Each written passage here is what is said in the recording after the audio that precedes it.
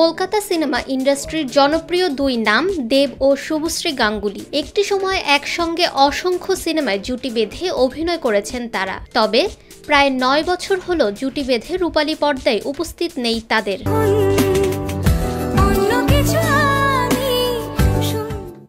এবার 10 বছর ধরে আটকে থাকা কৌশিক গাঙ্গুলির ধূমকেতু সিনেমা দিয়ে পর্দায় ফিরছেন দেব ও শুভশ্রী।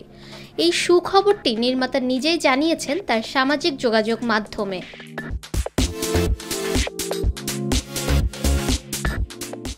ধূমকেতুর মুক্তির সুখবর জানিয়ে সিনেমার নির্মাতা কৌশিক গাঙ্গুলি জানান, আগামী 14ই আগস্ট মুক্তি পাবে দীর্ঘ 10 বছর ধরে আটকে থাকা ধূমকেতু সিনেমা।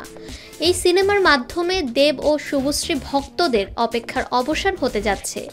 প্রিয় জুটিকে আবারও বড় পর্দায় একসঙ্গে দেখতে পাবে বলে নিশ্চিত করেন নির্মাতা কৌশিক গাঙ্গুলি।